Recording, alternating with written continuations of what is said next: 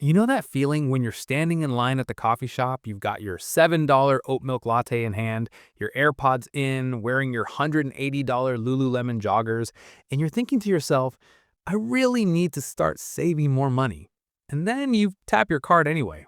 That feeling right there, that's not a discipline problem. That's not a willpower problem. That's a knowledge problem.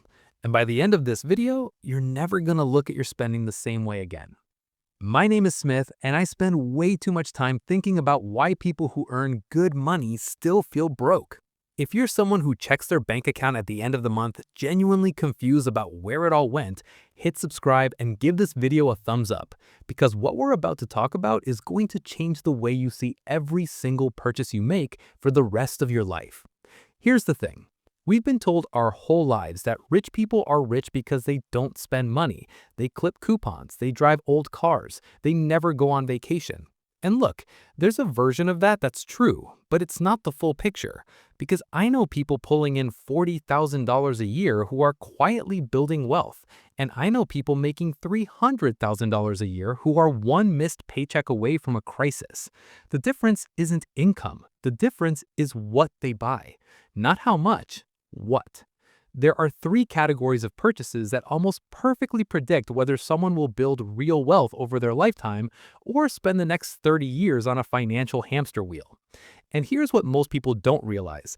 It's not that rich people never spend money. They spend a lot of money. They just spend it on fundamentally different things. And the way they think about those purchases is wired completely differently from how the average person thinks. So let's get into it. The first purchase that separates rich from poor is housing. And before you roll your eyes and tell me you already know about this one, I want you to stay with me because I promise you, the way most people think about their home is not just wrong, it's actively costing them hundreds of thousands of dollars, and almost nobody is talking about the specific reason why. Here's the thing about housing. It's the one purchase in most people's lives where emotion completely hijacks logic, and the entire industry around it is specifically designed to make that happen. Real estate agents, mortgage brokers, the entire HGTV industrial complex, all of it is built to get you to spend more than you should on a house by making you feel like you deserve it. And that word, deserve, is where the wealth destruction begins. The average American homeowner spends approximately 30 to 35% of their gross income on housing. But that's not the number that should scare you. The number that should scare you is this. According to a study from Harvard's Joint Center for Housing Studies, nearly 40 million American households are cost-burdened, meaning they spend more than 30% of their income on housing costs. 40 million households. That's not a niche problem. That's a national crisis hiding in plain sight. Now, here's where it gets interesting. The psychological mechanism at play here is called lifestyle anchoring. When you're shopping for a home, you get pre-approved for a certain amount, let's say $450,000. The moment that number exists in your brain, it becomes your new floor. Not your ceiling, your floor. You start looking at $300,000 homes and they feel like you're settling. You feel a weird kind of shame looking at a perfectly good house that's well within your means because your brain has already anchored to a bigger number. The banks know this. That's why they tell you what you're approved for up front. Here's the math on what this actually costs you. Let's say you're choosing between a $280,000 home and a $420,000 home. The difference in purchase price is $140,000. But the real difference, when you factor in a 30-year mortgage at current interest rates, property taxes, insurance, maintenance, is closer to $350,000 to $400,000 in total cost over the life of that decision. That's not a house upgrade. That's a retirement account. That's your kid's college. That's financial freedom at 55 instead of 70. Now, you might be thinking, but Smith, real estate appreciates. A more expensive house means more appreciation. And yes, technically, but here's what most people don't realize. A $280,000 house and a $420,000 house in the same neighborhood are going to appreciate at roughly the same percentage rate. The dollar gain might be higher on the expensive house, but you've also paid dramatically more to get there. The net wealth creation, when you account for all the costs, often favors the person who bought conservatively and invested the difference. And that phrase, invest a difference, is the entire ballgame. That's the move that rich people make over and over again in every category we're going to talk about. They resist the emotional pull to max out what they can afford, they spend less than their ceiling, and they put the difference to work. The person who bought the $280,000 home and invested the monthly savings, even just $600 a month, into a simple index fund over 30 years at historical market returns, ends up with somewhere around $680,000 in additional wealth. That's the real cost of the bigger house. Not $140,000, $680,000. The rich buy housing strategically. The poor, and I say this with love, not judgment, buy housing emotionally. They buy the house that makes them feel like they've made it, and that feeling costs them everything. The second purchase is the one I guarantee is sitting in your driveway right now, depreciating as we speak: vehicles. I want to start with a statistic that genuinely floors me every time I say it out loud. The average monthly car payment in America right now is $735 for a new vehicle, according to Experian's most recent State of the Automotive Finance Market Report. $735 a month, and the average loan term has stretched out to 72 months. That's 6 years, which means the average American is paying $735 a month for 6 years on something that is worth less every single day they own it. Here's the thing. Cars are the single most socially acceptable way to destroy your wealth in America. We have built an entire cultural identity around vehicles. What you drive signals status, success, taste, personality. And the car industry has spent billions of dollars making sure that you feel inadequate in whatever you're currently driving. There's a reason car commercials never show you the monthly payment in the first 25 seconds. There's a reason the salesperson talks about monthly payments instead of total cost. Because if you thought in terms of total cost, almost nobody would buy a new car. Let me show you what I mean.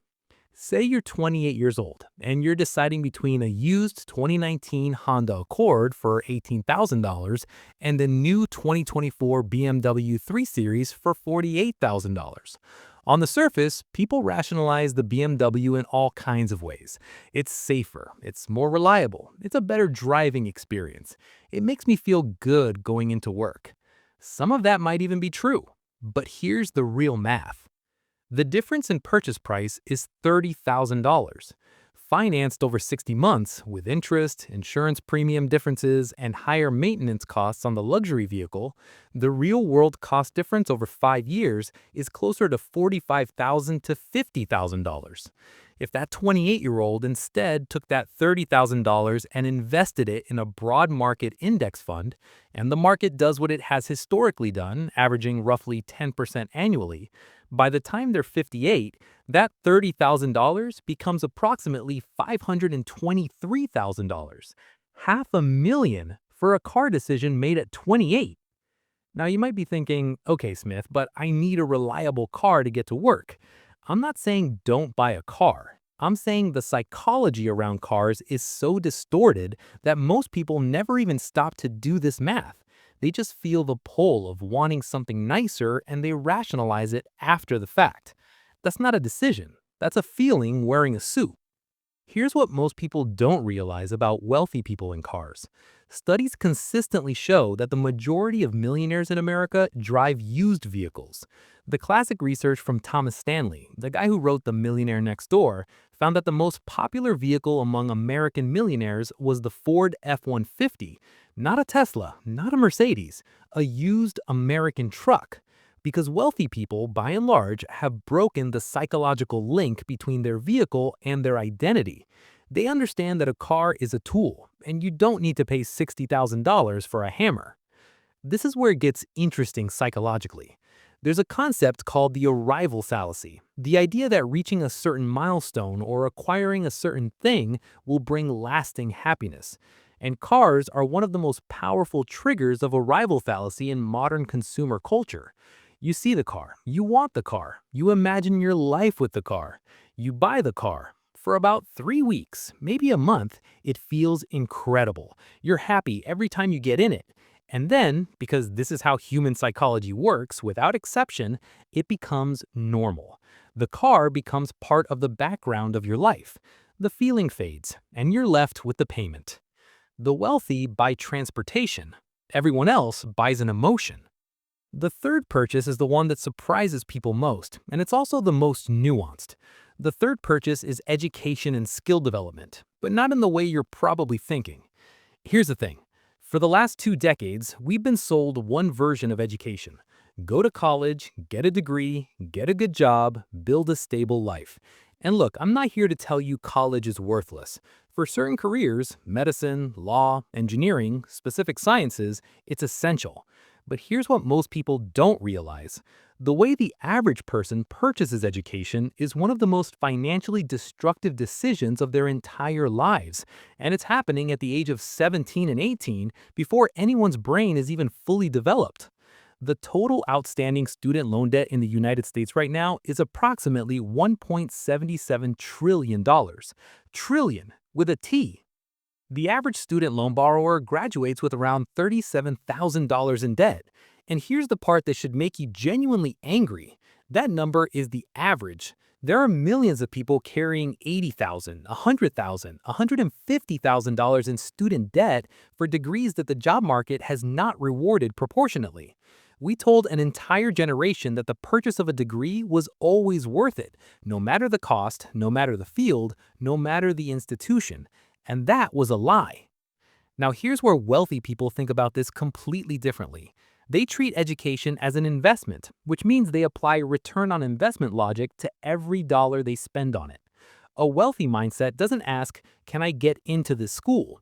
It asks, what is the expected lifetime income premium of this degree from this school versus the total cost, including opportunity cost?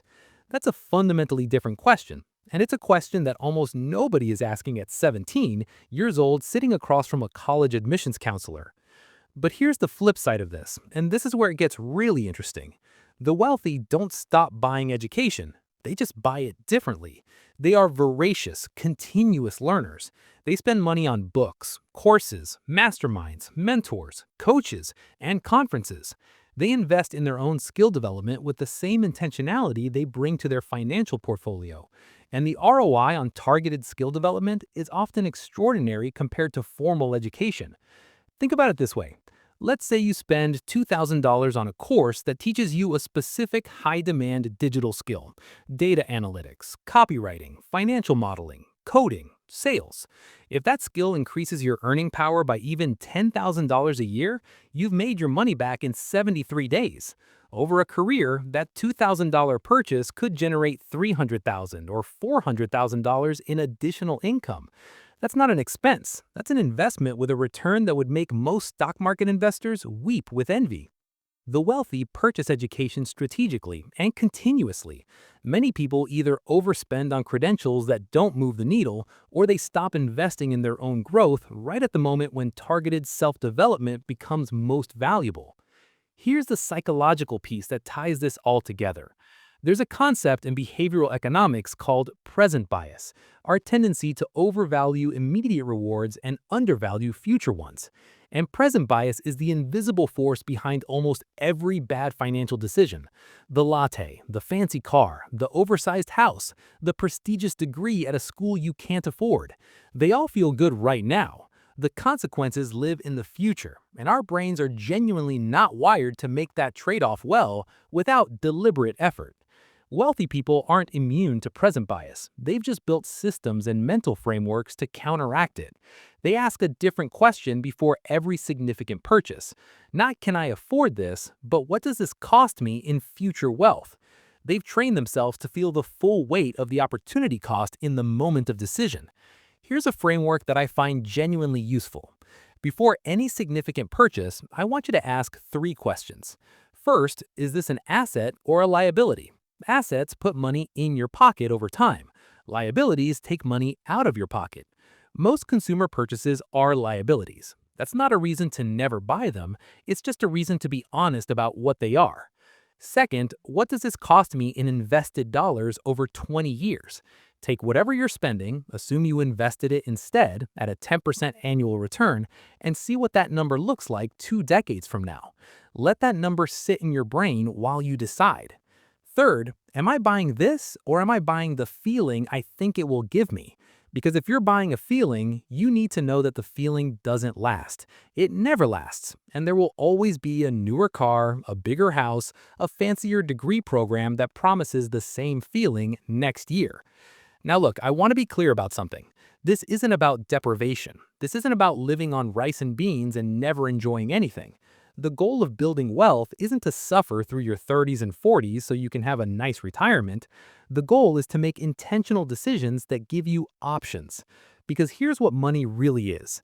It's not a number in an account. It's options. It's the option to leave a job that's making you miserable. It's the option to take 6 months off and figure out what you actually want to do with your life. It's the option to help your parents when they need it, to give your kids a real start, to take the trip, to pursue the thing you actually care about. That's what's on the other side of these decisions. The three purchases that separate rich from poor aren't really about houses or cars or degrees. They're about whether you're buying things that expand your future options or whether you're trading your future options for a present feeling. That's the game. And now you know the rules. So here's your homework, and I mean this genuinely, not as a throwaway line at the end of a video.